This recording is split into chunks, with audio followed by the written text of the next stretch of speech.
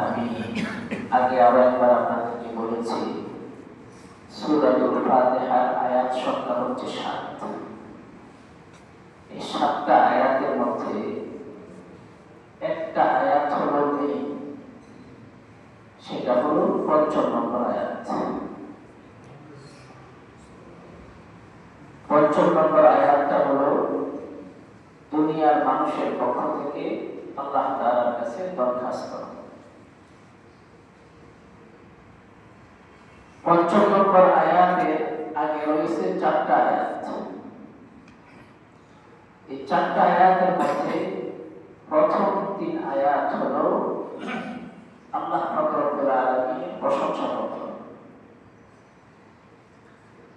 আর চতুর্থ আয়াতটা হলো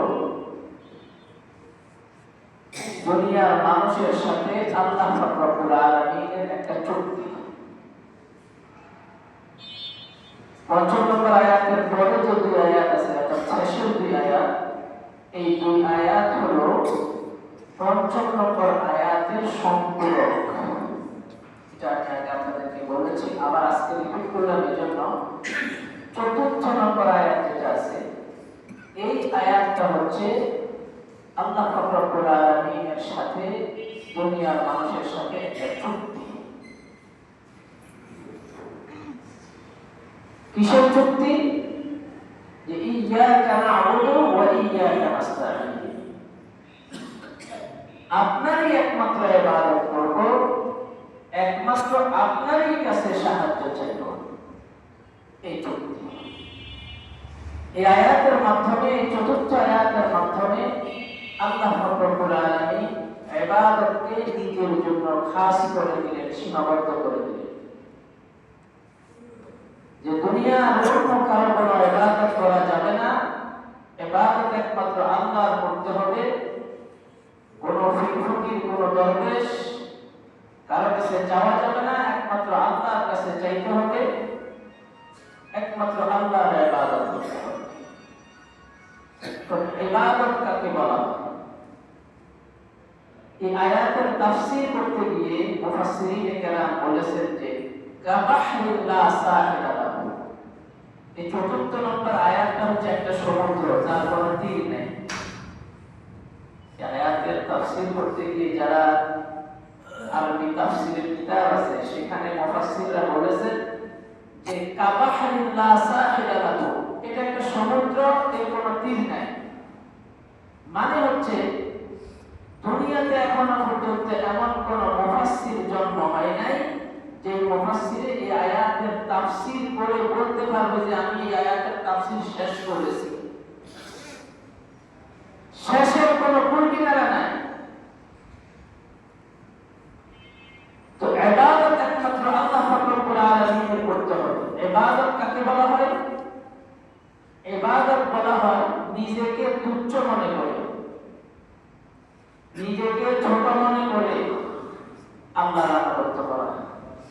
অর্থাৎ নিজেকে ছোট মনে করে, নিজেকে তুচ্ছ মনে করে আল্লাহ তাআলার যত আদেশ আছে সমস্ত আদেশকে পালন করা, আর আল্লাহ তাআলার যত নিষেধের বিষয় আছে সমস্ত নিষিদ্ধ বিষয়গুলো থেকে বিরত থাকা, এটার নাম হচ্ছে ইবাদত।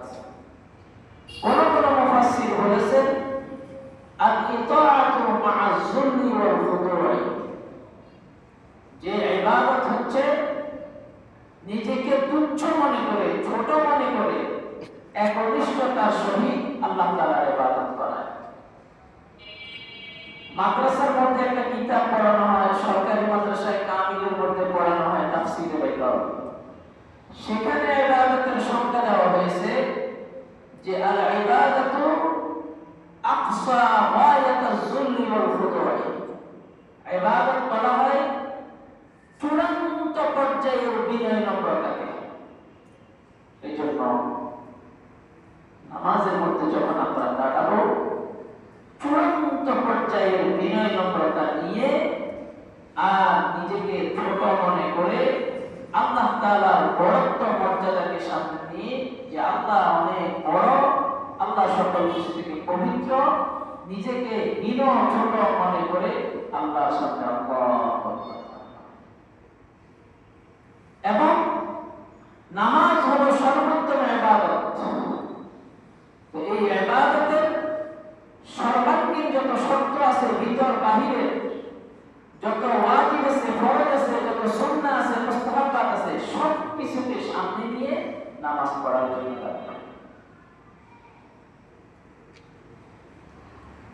ইবাদত হলো আল্লাহ তাআলার হক।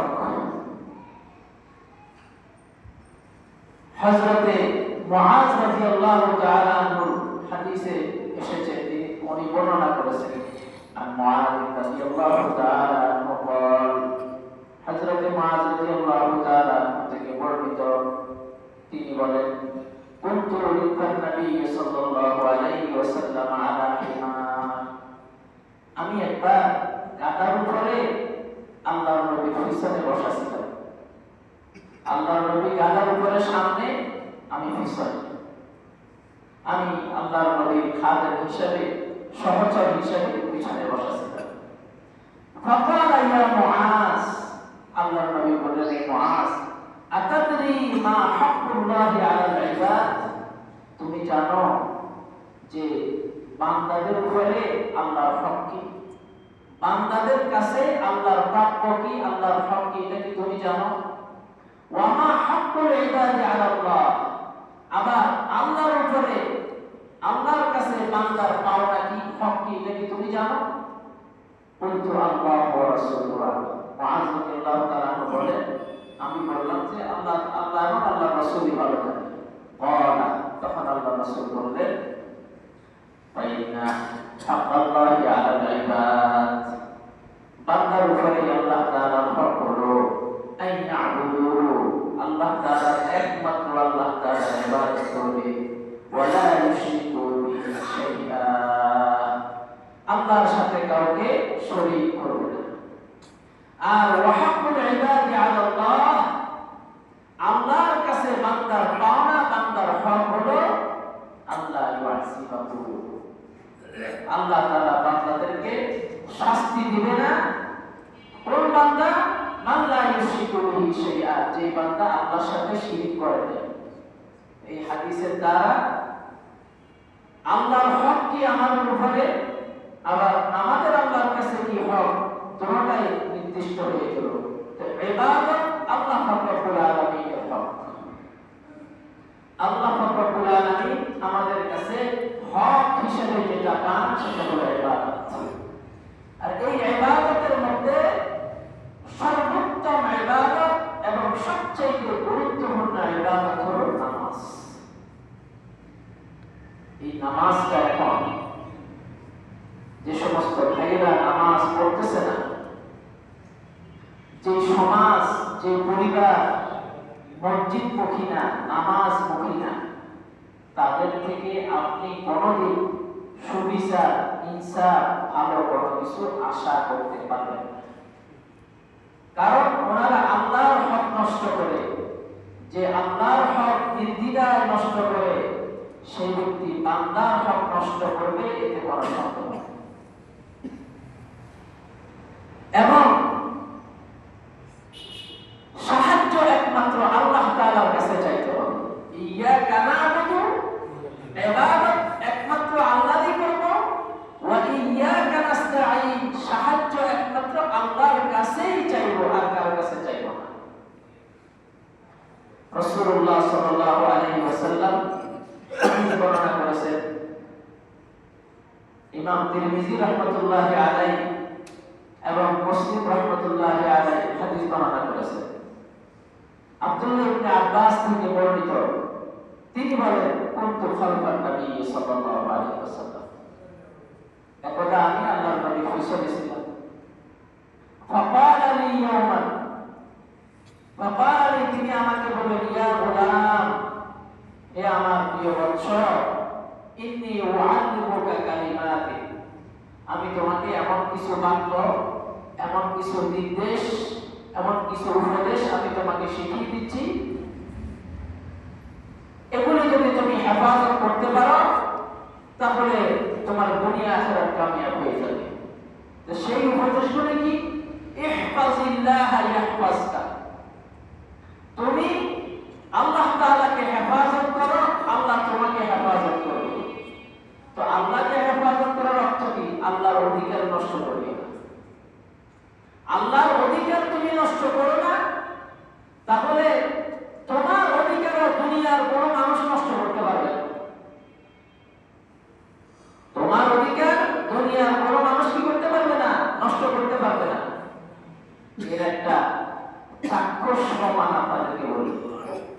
মানে যারা সত্যিকারের আল্লাহওয়ালা, যে জীবনে কোনোদিন নামাজ ছাড়ে নাই, সুন্নতের বিরোধী হয়ে সুন্নত লঙ্ঘন করে চলে নাই, আল্লাহর নবীর সুন্নত অনুযায়ী জিন্দেগি এবং ফরজ ওয়াজিব মুস্তাহাবাত সবকিছুর প্রতি সমানভাবে গুরুত্ব দিয়ে যারা জিন্দেগি যাপন করে, এরা মুরিদ করা লাগে না, এরা এমনিতে আল্লাহর ওলি। আমাদের দেশে তো মুরিদ করলে ফিল হয়, মুরিদ ছাড়াও শত শত ফিল আছে, আল্লাহর ওলি আপনি চিনবেন না। আমাদেরকে যিনি বুখারী শরীফ পড়াইছে, আল্লাহর কোরআনের পরে সবচেয়ে সহিহ কিতাব হলো বুখারী শরীফ। তো বুখারী শরীফ তো আমাদেরকে যে পড়াইছে, এক একটা হাদিস এমন হয়েছে 3 দিন পর্যন্ত এর ব্যাখ্যা বিশ্লেষণ চলছে। তো উনি একেবারে অত্যন্ত আল্লাহওয়ালা ছিলেন, আমাদের ওস্তাদ। মাঝে মধ্যে বিভিন্ন জায়গায় ওয়াজ করতে যাইতেন। একদিন ওয়াজ করে আসতেছেন, আসার সময় চট্টগ্রামের বর্দাঘাট একটা জায়গা আছে, ওয়াজ করেছেন পাশকাঠি। তো বর্দাঘাটে যখন আসলো, ছিনতাইকারীরা ওনাকে ধরছে, এরা বলে যে হুজুর কি আছে দিয়ে দেন। হুজুর বলে বাবা দেখো আমি কিছু টাকা পাইছিলাম, ওই যে ওয়াল মাহফিলে গেছিলাম হাদিয়া, এগুলাই আছে, আর কিছু নেই, তো দিয়ে দেন। দিয়ে দিচ্ছে, সোজা চলে আসছে মাদ্রাসা। পরের দিন 2টা বাজে দেখে যে ছিনতাইকারী সব মাদ্রাসায় উপস্থিত। আমাদের চোখের সামনে ঘটনা। কিন্তু বাবারা তোমরা কি কেন আসছো? তোমরা তো টাকা তো নিচে, এখন আসছো কেন? ওই আব্বা গো, আব্বা মাফ করে দেন। মা বইয়া একেবারে আব্বা টাকাটাকে শুরু করে দিচ্ছে। আচ্ছা কেন দিয়েছে? আমি তো তোমাদের কাছে কোনো মামলা করে অভিযোগ করতে ব্যাপার কি? ওই টাকাগুলো তো আমরা দিছি, কিন্তু নেওয়ার পরে এরপরে আমরা সকালবেলা ফজর পরে নাস্তা করছি, নাস্তা করে আমরা ঘুমাইছি, ঘুমানোর পরে দেখতেছি যে আমরা প্রত্যেকে দেখলাম যে আমাদেরকে একবারে ভয়ঙ্কর ভাবে একজন ব্যক্তি ভয়ঙ্কর আকৃতির বলছে টাকা দিয়ে আজকের ভিতরে মারা যায়নি। ঘুম থেকে উঠে সকাল মিলে পরামর্শ একদিন আরো সাথে আমি ওই স্বপ্ন দেখছি, তুই ওই স্বপ্ন দেখছিস, তুই ওই স্বপ্ন দেখছিস, চল। টাকা তো দিছে, তারপরে আরো এক্সট্রা সম্মান করে মাপ চেয়ে পায়ে ধরে আব্বা ডাইকা তারপরে গেছে। তো বলতেছিলাম যে আল্লাহর হক যদি আপনি রক্ষা করেন, আপনার হকও আল্লাহ রক্ষা করবে। বাংলাদেশের মানুষ যদি আল্লাহর হক রক্ষা করে, তো আমেরিকা এসে বাংলাদেশের হক নষ্ট করতে পারবে না। এখন বাংলাদেশের মানুষ যেহেতু আল্লাহর হক রক্ষা করে না, তো আমেরিকা সাইমার্টিন নিয়ে যাবে, কোনো সন্দেহ নেই। জাতিসংঘ বিষয় কথা বললাম আমি। ইহফাজিল্লাহ, আল্লাহর নবী বলেন ইহফাজিল্লাহ তাজিদহু আমামাকা, তুমি আল্লাহ তাআলাকে রক্ষা করো, হেফাজত করো, আল্লাহকে তোমার সামনে তুমি দেখতে পাইবা। এর মানে কি? এর মানে হচ্ছে আপনি যদি আল্লাহর হক রক্ষা করেন, যখন আপনি বিপদে পড়বেন তখনই সাথে সাথে আল্লাহর সাহায্য আপনি পাইবেন। এর মানে হচ্ছে ওয়াইদা সাআলতা ফাসআলিল্লাহ, আর যখন সাহায্য চাইবা তখন আল্লাহর কাছে একমাত্র সাহায্য চাইবা। কোনো কিছু যখন আল্লাহর কাছে চাইবা তখন একমাত্র আল্লাহর কাছে চাইবা।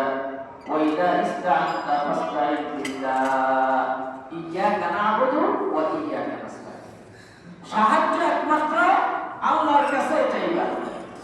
এরপরে হাদিসের যে শেষ অংশ আছে, এই শেষ অংশটা আপনারা আজকে শ্রবণ নিয়ে যাবেন। এটা হলো মেইন জিনিস।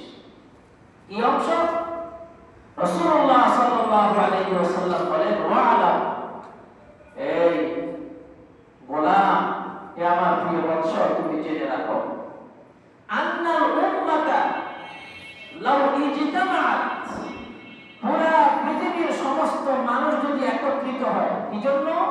আলা আইয়ান তাউকা বিশাইইন, যে তারা তোমার কোনো উপকার করবে, এই জন্য সারা দুনিয়ার মানুষ একসাথে হয়েছে যে না, অমুককে এই জিনিসটা দিতে হবে, তার উপকার আমাদের করতে হবে। বলতেছে লাম ইয়ানফাউকা ইল্লা বিশাইইন, তারা তোমার কোনো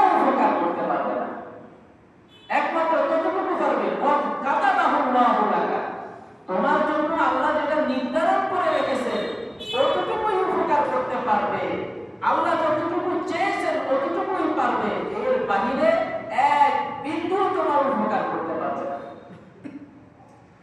তারপরে ওই ইজতামাউ, যদি তারা একত্রিত হয়, আলা আন ইয়াতুরুকা, সারা দুনিয়ার সমস্ত মানুষ একত্রিত হয়েছে, 10 লাখ মানুষ একত্রিত হয়েছে, হয়ে বলে যে আজকে তাকে ফাঁসি দিয়ে ফেলবো। 10 লক্ষ মানুষ একত্রিত হয়েছে, তাকে ফাঁসি দিয়ে ফেলবে। তো লাম ইয়াদুরুকা ইল্লা বিশাইইন ক্বাদ কাতাবাহু আল্লাহু লাক, তারা তোমার কোনো ক্ষতি করতে পারবে না একমাত্র তোমার কপালে যতটুকু মন্দ আল্লাহ লিখে রেখেছেন ততটুকু ছাড়া আর কোনো ক্ষতি তোমার করতে পারবে না।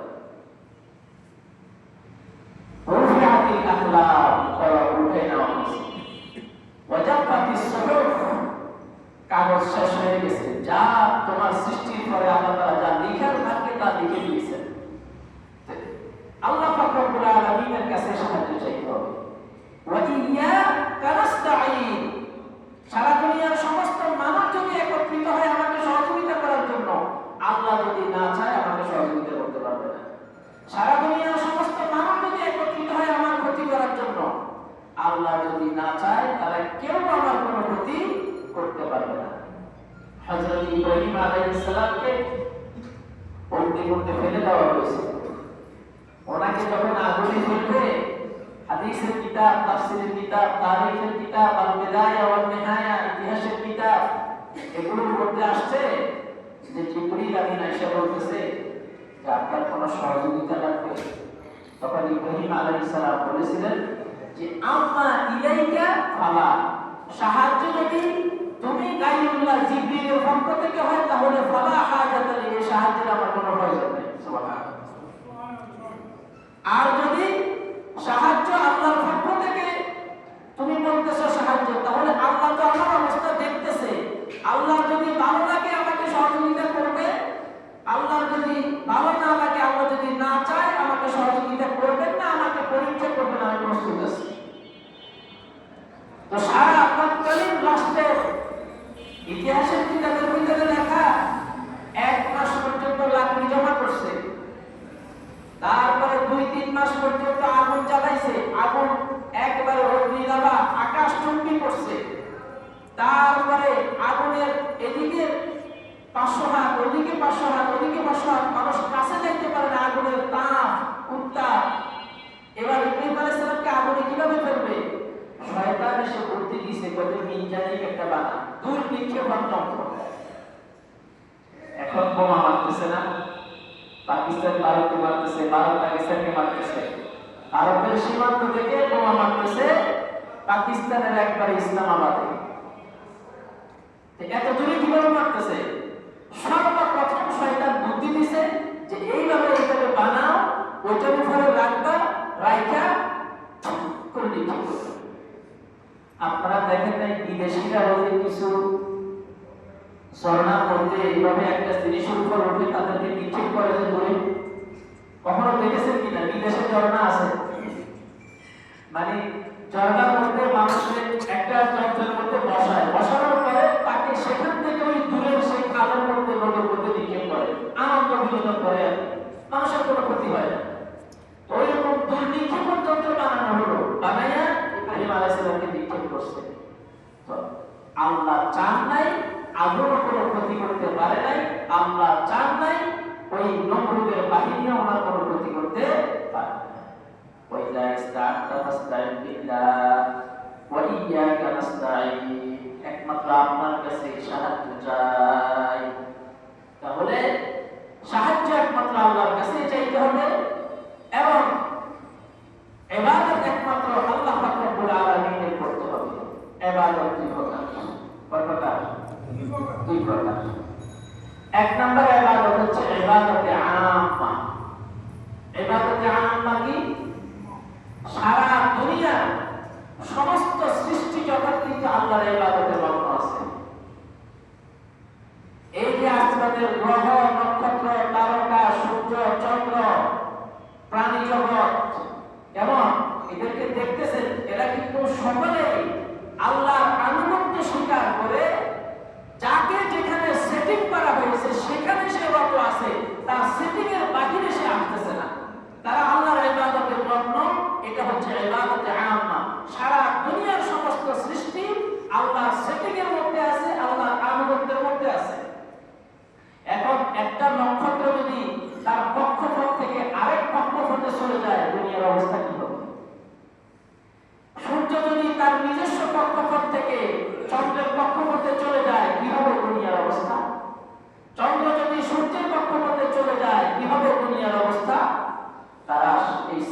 জগৎ ব্যাপকভাবে সাধারণভাবে সমস্ত সৃষ্টি জগৎ আল্লাহর আনুগত্য মেনে নিয়ে যাকে যেখানে অবস্থান করার জন্য বলেছে সে সেখানে অবস্থান করে আল্লাহর ইবাদত করতেছে।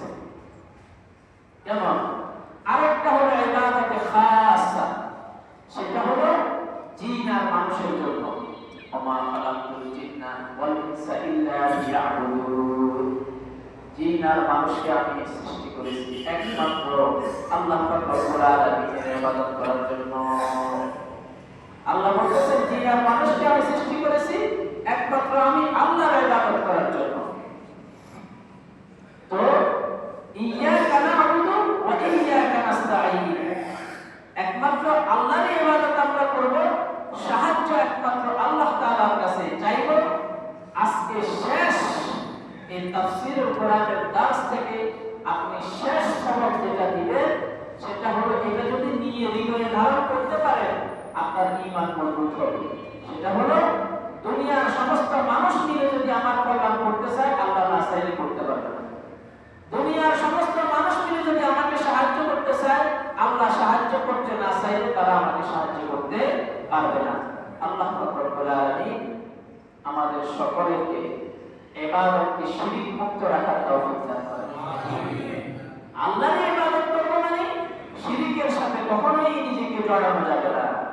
এই হাদিস যিনি বর্ণনা করেছেন মুআয ইবনে জাবাল, উনি আরেকটা বর্ণনার মধ্যে আসছে আল্লাহর নবী যখন তাকে আল্লাহর হক কি বান্দার হক কি বলে দিলেন যে বান্দার কাছে আল্লাহর কাছে বান্দার পাওনা হলো আল্লাহ বান্দাকে শাস্তি দিবে না, তখন মুআয রাদিয়াল্লাহু আল্লাহ রাসূলকে বললেন ইয়া রাসূলুল্লাহ মানুষকে বলে দেব কি বলি না বলি, কারণ বললে তারা কি করবে এটার উপর নির্ভর করে বসে থাকবে। তো বলার দরকার নাই, শিরক মুক্ত থাকতে হবে। আর ইবাদত করতে গিয়ে আপনার সামর্থ্য অনুসারে যতটুকু পারেন শিরক মুক্ত থেকে রিয়া মুক্ত থেকে আপনি ইবাদত করবেন, একমাত্র আল্লাহর জন্য করবেন, নিয়ত সহি করে করবেন। তো আল্লাহ তাআলা আপনার এই ইবাদতের উসিলায় আল্লাহ তাআলা আপনার নাজাতের ব্যবস্থা করবেন। আর আপনিও আপনার কাছে আল্লাহর যে পাওনা আছে সেই পাওনা আপনার সাধ্য অনুসারে আপনি আদায় করতে কিভাবে সক্ষম হবেন। কোনোমতে আল্লাহর কাছে জবাবদিহিতা থেকে আপনি বাঁচতে পারবেন, হক তো আপনি পুরোপুরি আদায় করতে পারবেন না। ইয়্যাকা না'বুদু ওয়া ইয়্যাকা নাস্তাঈন, একমাত্র আপনার ইবাদত করি আমরা, একমাত্র আপনার কাছে সাহায্য চাই। এজন্য নামাজের মধ্যে দাঁড়াইলে যখন এই আয়াতগুলি আমরা পড়ব যাতে অর্থটা আমাদের মনের মধ্যে নিয়ে আনি। ইবাদত করতে হবে ইহসানের সাথে। কিসের সাথে ভাই? ইহসান মানে কি? ইহসান মানে হলো একটা হাদিস আছে, হাদিসে জিবরিল। ওই হাদিসের মধ্যে জিবরিল আলাইহিস সালাম মানুষের সুরত ধরে আল্লাহর নবীর কাছে আসছে। আয়েশা বলে যে অনেকগুলি প্রশ্ন করছে, সেগুলি অনেক লম্বা। এর মধ্যে একটা প্রশ্ন ছিল আখবিরনি আনিল ইহসান, আমাকে ইহসান সম্পর্কে খবর দেন। তো ইহসান কি এটা সম্পর্কে আমাকে জানান। আল্লাহর নবী বলেন আল ইহসান আন তা'বুদাল্লাহা কাআন্নাকা তারাহু ফাইন লাম তাকুন তারাহু ফাইন্নাহু ইয়ারাক, যে ইহসান হলো এমন ভাবে আল্লাহর ইবাদত করবা যেন আল্লাহ তোমার সামনে আছে। তুমি আল্লাহ তাআলাকে দেখতেছো, তো প্রধানমন্ত্রী যদি আপনার সামনে থাকে আপনার অবস্থা কি হবে? আপনি যদি প্রধানমন্ত্রীর দরবারে যান, প্রধানমন্ত্রীর চেয়ারে বসে আপনি এখানে কত কাতুকুতু করে আপনি একবারে কত কিছু করে আপনি দাঁড়াইয়া থাকেন, কথা আস্তে আস্তে কথা বলেন, জোরে কথা বলেন না। আপনি এমন ভাবে ইবাদত করবেন যে আল্লাহ আপনার সামনে আছে, আপনি আল্লাহকে দেখতেছেন। আর এখন আপনি যদি ওই পর্যায়ের আবেদ হন, দুর্বল বান্দা হন, আপনি আল্লাহকে ফিল করতে পারবেন না, অনুভব করতে পারবেন না। তাহলে অন্তত আপনি এটা মনে করবেন যে আমি যদি আল্লাহকে না দেখে থাকি তো আল্লাহ আমাকে দেখতেছে।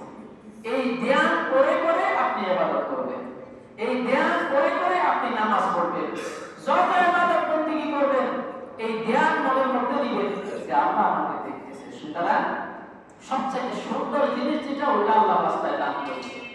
এই ইবাদতটা সবচেয়ে সুন্দরভাবে পালন করার চেষ্টা করি, কোনো অবহেলা না করি, তো আমাকে দেখতেছে। এটা যখন মনে করতে থাকবে তো অত্যন্ত বিনয় নম্রতা নিয়ে সর্বোচ্চ পর্যায়ে নিজেকে ছোট মনে করে, তুচ্ছ মনে করে আল্লাহর সামনে দাঁড়িয়ে আল্লাহর ইবাদত করার জন্য আল্লাহ আপনাকে তৌফিক দিবেন। আল্লাহ তাআলা আমাদের সকলকে সামনের জিন্দেগিতে যতদিন বেঁচে থাকি ইয়াকা না'বুদু ওয়া ইয়াকা নাস্তাঈন, একমাত্র আল্লাহর ইবাদত করার তৌফিক দান করুন, একমাত্র আল্লাহর কাছে সাহায্য চাওয়ার জন্য আমাদেরকে তৌফিক দান করুন। যারা হজে যাবে অত্যন্ত সৌভাগ্যের কথা, 1 মিনিট সময় নেই বলে ফেলি। যারা হজে যাবেন তাদেরকে একটা বিষয় বলে দিতেছি, আপনি যে হজে যাচ্ছেন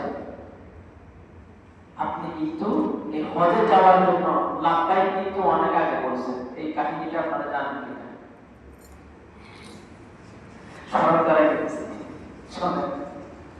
সেটা হচ্ছে ইব্রাহিম আলাইহিস সালাম যখন বাইতুল্লাহ নির্মাণ শেষ করলেন, শেষ করার পরে আল্লাহ তাআলা ইব্রাহিম আলাইহিস সালামকে বললেন, ইব্রাহিম ঘোষণা দাও।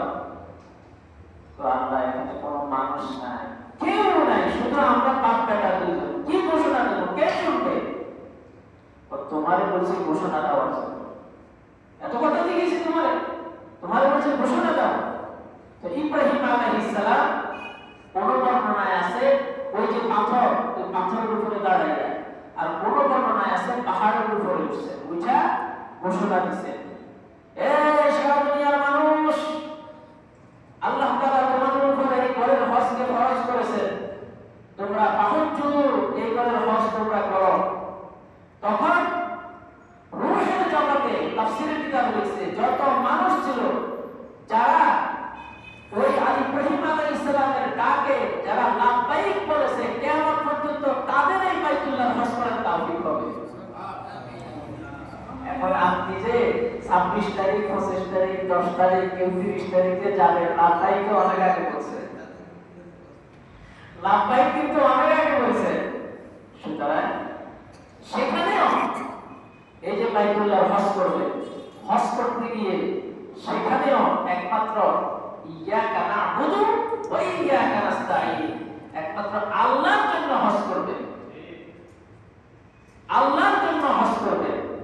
লোক দেখানো, সমাজ দেখানো, আমার টাকা পয়সা আছে, হজ না করলে মানুষ কি বলবে, বুড়ো হয়ে গেছি এখন করা দরকার, ও সমস্ত কিছু না, আল্লাহর জন্য হজ করবে। আল্লাহ তাআলা আমাদের সকলকে তৌফিক দান করুন।